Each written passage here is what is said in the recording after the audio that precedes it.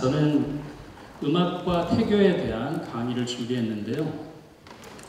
네, 태아기는 우리가 10개월이라고 그래서 보통 우리가 4주를 한 달로 계산을 하죠. 그래서 40주를 10개월이라고 그래서 우리가 40주면은 예정일날 애를 낳는다 뭐 이렇게 얘기를 하고 있습니다.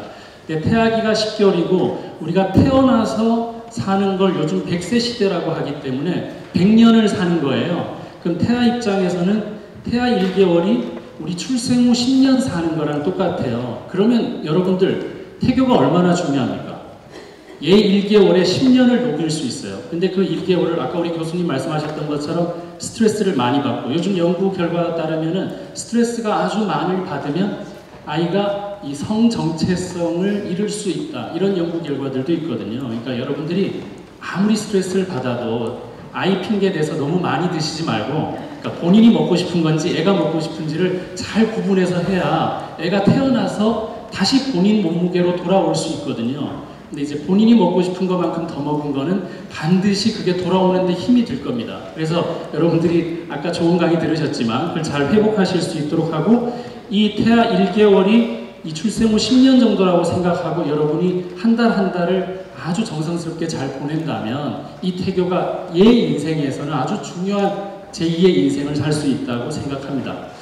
저는 제 소개를 안 했네요. 저는 산부인과 전문인데 지금 하고 있는 일은 좀 난치병 환자를 주로 보고 있습니다. 그래서 좀 어려운 환자들을 통합의학으로 저는 지금 통합의학과 대학원에서 교수로 활동하고 있습니다. 그래서 좀 건강에 대한 얘기로 정말 좀 얘기를 해보겠는데 우리가 태어나서 보통 보면은 엄마 뱃속에 있을 때는 완전 엄마한테만 달려있어요. 엄마가 주는 영양분을 혈관을 통해서 받기 때문에 여러분이 너무 춥거나 너무 스트레스를 많이 받아서 혈관이 좁아지면 애한테 그만큼 영양분이 못 가니까 태아도 아까 안 움직이는 거 보셨죠? 움직이는 게 손해인 거예요. 영양분이 안 오니까. 그래서 여러분들이 스트레스를 받지 않고 웃을 때 그때 혈관이 확장되면서 좋은 물질을 태아는 오직 그 생명줄이 여러분이 주는 그 혈관 하나밖에 없습니다. 그러니까 여러분들이 그 혈관을 소중하게 다루는 거는 역시 여러분들이 스트레스를 받지 않는 건데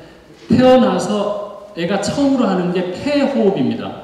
그전에는 엄마의 기생을 하고 있었다고 본다면 태어나서 처음으로 폐호흡을 하면서 그때 들어오는 수많은 이 미생물들이 장내에 자리를 잡으면서 누가 우세하게 잡았냐에 따라서 태어나서 6개월 안에 면역이 형성이 되거든요. 그래서 그때 굉장히 중요한 면역이라는 거. 그래서 우리가 병을 얘기할 때는 0나 59점이나 병으로는 똑같은 점수입니다. 그러니까 여러분들은 이 커트라인을 넘어야지 비로소 건강하다 볼 수 있기 때문에 평균 건강을 유지하는 게 여러분들은 되게 중요하다고 생각하시면 됩니다.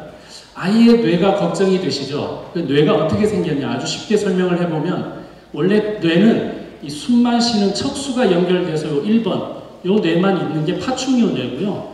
두 번째로 감정이나 이런 거 좀 쓰라고 만든 뇌가 2번 포유류 뇌고요. 마지막 3번이 머리 좀 쓰고 이성적인 생각하라고 만들어진 게 3번 이게 영장류의 뇌입니다. 이게 인간의 뇌거든요. 근데 이제 여기서 보면 파충류 뇌는 생명, 포유류 뇌는 감정, 그리고 영장류 뇌는 이성인데 여러분들이 이제 이성을 잃을 때가 있잖아요. 언제냐면 이제 술을 드시면 요 3번, 2번이 없어져요. 그러니까 지금 술 먹는 사람하고 얘기할 때는 아 파충류랑 얘기한다 생각하면 되는데 혹시라도 인간이랑 얘기한다고 착각하실까봐 그 남편분은 지금은 일시적으로 파충류예요. 그러니까 이분이 숨만 쉬면 박수를 쳐주셔야죠. 대단한 일을 하고 계시는데. 네, 그래서 여러분 뇌를 다 갖고 있지만 여러분 돈을 갖고 있지만 그 돈을 다 꺼내진 않잖아요. 우리가 꺼낼 때 비로소 완성되는 거기 때문에 뇌의 발달도 역시 내가 어떤 일을 하고 있고 어떤 생각하냐에 따라서 완전 다르다는 거예요. 그래서 여러분 이제 이게 헷갈릴 필요가 없습니다. 뇌사라는 거는 숨쉬는 뇌, 하충류 뇌를 다쳤으니까 죽는 거고요. 뇌사는 식물인간은 인간의 그 이성을 생각하는 그 바깥쪽 뇌를 다친 거니까 살아있긴 한데 이성적이지 못하다. 그리고 아까 말씀드렸던 것처럼 술을 먹으면 머리를 쓰지 않으면 이런 좋은 강의를 들어왔는데도 반응을 하지 않으면 결국 우리는 식물인간과 같다. 박수가 나오고 이래야 되겠다. 네. 그래서 저는 이제 사람을 대할 때 모두가 저 같은 사람이라고 생각하지 않아요. 우리 환자분도 마찬가지지만 지금은 그냥 머리 안 쓰는 분이다 이렇게 생각하고 이해를 하시면 여러분 남편을 훨씬 더 이해하기 쉬우실 것 같습니다. 예, 여기 웃는 표정의 아이가 있고 여기는 뚱한 표정이 있습니다. 우리 아까 이경주 교수님 말씀하셨던 것처럼 웃을 때는 우리가 반드시 어금니가 닿으면 여기 뇌하수체라는 데 자극을 줄 수 있어요. 우리가 여기를 뚫으면 뇌하수체가 나와요. 여기서 호르몬을 관장하거든요. 그래서 어금니답게 씹으면 좋은 호르몬들이 나오고 웃어도 똑같은 호르몬이 나와요. 그래서 여러분들이 웃거나 누굴 씹거나 둘 중에 하나만 하면 들리지 않게 씹기만 해도 정말 좋습니다. 그러면 좋은 호르몬이 나옵니다. 그러니까 비록 좀 지금 상황이 안 좋더라도 내가 어떻게 반응하냐에 따라서 뇌가 결정이 되지 뇌는 우리의 상황을 알 수는 없어요. 우리의 반응만을 알 수 있습니다. 그래서 저도 힘든 일이 있었고 여러분들도 힘든 일이 있지만 그때 웃는 사람만 우리 아이가 건강한 거예요. 근데 너무 좋은데도 뚱한 사람이 여기 있잖아요. 여러분들. 이렇게 있으면 좋은 호르몬이 아니라 안 좋은 호르몬들이 나온단 말이죠. 그러니까 이런 사람들은 아파트가 당첨이 됐는데 요즘 비싸잖아요. 근데 누가 한 통 내라 그럴까봐 구석에서 몰래 떡을 훔쳐 먹고 있다. 그러면 목에도 걸리고 좋은 호르몬도 나오지 않겠죠. 그래서 여러분들 반드시 기억할 건 태교는 남편 때문에 잘못됐다가 아니고 제발 남편이 비록 그래도 저는 이렇게 반응한다. 결국은 본인 탓이에요. 그리고 아이 핑계대고 더 많이 드시면 나중에 되돌리기 진짜 어려워서 아주 적당량으로 해서 하시면 되는데 임신이 막 20-30kg이 찌는 그런 건 아니에요. 그리고 여러분이 처음 태어나서 처음으로 겪는 비만이에요. 임신은요. 모두가 비만 쪽에 어떤 형상을 갖고 있거든요. 그러니까 그걸 어떻게 잘 이겨내야 될지를 잘 고민을 해보시는 게 좋겠습니다. 태교는 저는 이렇게 생각합니다. 부메랑이다. 내가 한 대로 다시 돌아온다. 그래서 여러분들이 막 성질내서 돌리면 그 애가 다시 성질내면서 저한테 돌아오는 거예요. 그래서 태교 때부터 성질 좀 죽이고 아이한테 좋은 소리 들려주고 아이 입장에서는 저는 그런 생각하는데 이 어두운 데 있는데 바깥 세상을 한 번도 경험하지 않고 있는 데다가 오직 주는 거는 그냥 탯줄 하나 가지고 영양분을 받고 있어요. 산소하고 두 가지밖에 없잖아요. 그러면 바깥 세상은 어떨까?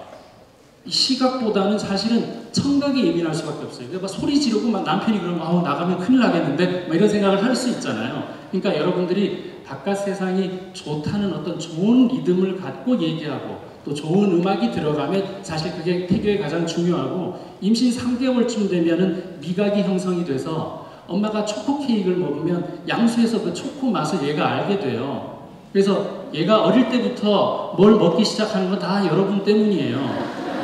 여러분은 여러분 엄마 탓을 하세요. 그러면 돼요. 그러니까 영원히 탓만 하다 끝나는 거죠. 그게 태교예요, 태교. 그래서 아이가 바뀐다는 기대를 하지 마세요. 여러분이 부메랑처럼 해서 돌아온 애가 얘거든요. 그러니까 여러분들 꼭 그걸 기억하시면 좋겠고, 우리가 조류가 아니잖아요. 조류가 아닌 이유는 조류는 알에다 모든 정보를 줘서 유전 정보나 이런 것들을 줘서 면역을 형성시키는데 포유류는 반드시 젖을 통해서만 주잖아요. 그죠? 그래서 젖을 먹이지 않았다는 거에 대한 이 불편함이 분명히 있어요. 그래서 저는 오래전부터 유산균 연구를 한 18년 전부터 했는데요. 유산균을 연구하면서 정말 중요한 걸 많이 알게 됐는데 그런 것들 좋은 면역 물질을 전달하지 못하면 분유만 먹이고 또 제왕절개를 굳이 꼭 해서 피부에 있는 균을 애가 먹고 나오게 하는 게 사실 좋지는 않겠죠. 이 산도라 그러죠. 애가 나오는 길에 좋은 유산균이 있고 할머니들이 옛날에 음식을 입에 넣었다가 애한테 줬는데 요즘 사람들은 막 할머니를 야단치잖아요. 젊은 산모들이. 그렇지만 그거는 면역작용이거든요. 할머니에 있는 구강 안에 있는 이 좋은 균들이 얘한테 전달돼서 이겨내기 하기 위해서 하는 또 행위이기도 하기 때문에 뭐든 나쁜 것만 있지는 않습니다. 그러니까 이런 여러 가지 것들을 감안해서 여러분들이 면역을 키우고 절대 부메랑이라는 거, 나 때문이라는 거 꼭 기억하시면 좋겠고요. 저는 이런 생각했습니다. 요즘 보면 인문학만 하면 취직이 안 되고 과학만 하면 이런 말 해도 죄송해요. 인간이 안 된다. 무슨 얘기냐 하니까 이게 영어로는 인문학이면 humanity고 과학은 사이언스잖아요. 그러니까 우리가 고등학교 딱 올라갔는데 너 인간이길 포기할래? 기계가 될래? 이런 결정을 한다는 게 저는 좀 아쉽다고 생각합니다. 왜냐? 우리가 사람을 대하고 사는 게 기본이기 때문에 인문학이 베이스가 돼서 거기에 과학도 있고 해야 진정한 어떤 여러 가지가 되고 할 수 있을 텐데 너무 구분하지 않았나. 이런 것들을 여러분 태어난 아이들한테 잘 설명해 주셨으면 좋겠다 이런 생각이 들고요. 레오나르도 다빈치도 화가이기만 했나요? 발명가고 건축가고 해부학자고 결국은 얘 상상력이 결국 이 미래를 결정한다는 거 좀 기억하시면 좋겠고 제가 시골 가봤더니 버섯이 자라고 있는데 거기에 막 그 주파수를 틀어서 비 오는 소리를 녹음기로 들려주고 있더라고요. 그래서 이거 왜 그러냐 그랬더니 버섯은 비 오는 소리하고 주파수가 같아서 비 오는 소리를 들으면 자라요. 그러니까 비에 자라는 게 아니라 비 오는 소리에 자란다고요. 그러니까 여러분 지금 제가 말씀드리는 거랑 여러분들이 이 태교하면서 말씀 하나하나 하는 게 얘한테는 얼마나 큰 영향을 미치는지를 좀 아셔야 되겠고 이 말에 힘이 있는 거거든요. 말이라는 게. 주파수가 같으면 증폭이 된다는 거는 음악적인 원리에도 있잖아요. 그래서 진동 에너지와 주파수를 가진 강력한 언어가 바로 음악 치료다. 그리고 좌뇌와 우뇌를 같이 연결하려면 어떤 음악을 들어야 되냐면 고음을 들을 때 그때 좌뇌, 우뇌가 연결이 돼요. 우리가 좌뇌는 좌쪽하고 우뇌는 우측만 일한다가 아니고 좌뇌, 우뇌는 완전 다른 일을 하거든요. 그래서 이게 교량이 있어요. 중간에. 그게 연결고리가 서로 연결되지 않으면 되게 단편적인 사람이 될 수 있습니다. 이걸 연결시키는 걸 조금 이따 제가 해드릴게요. 여러분 연결 안 하잖아요. 그러니까 제가 연결해드리도록 하고요. 자, 저는 이런 연구를 좀 해봤습니다. 음악 하시는 분도 계시겠지만 심박수가 우리가 60회에서 100회 정도 돼요. 태아는 2배 정도 돼요. 140회 정도 되거든요. 근데 4분음표 하나가 보면 1초예요. 보통. 하나, 둘, 셋, 넷 하면서. 그래서 한 곡을 대충 연구하면 우리가 1분의 심박수랑 같아요. 이 한 음표가. 그럼 한 마디는 호흡수가 우리가 1분에 15번 정도 뛰거든요. 그러면 4초에 한 번씩 호흡을 하게 돼 있어요. 그래서 호흡수는 한 마디고 우리가 눈 깜빡임이 4초에 한 번씩 눈 깜빡여요. 10초에 한 번 깜빡이는 사람이 안구 건조증이에요. 안구 건조증.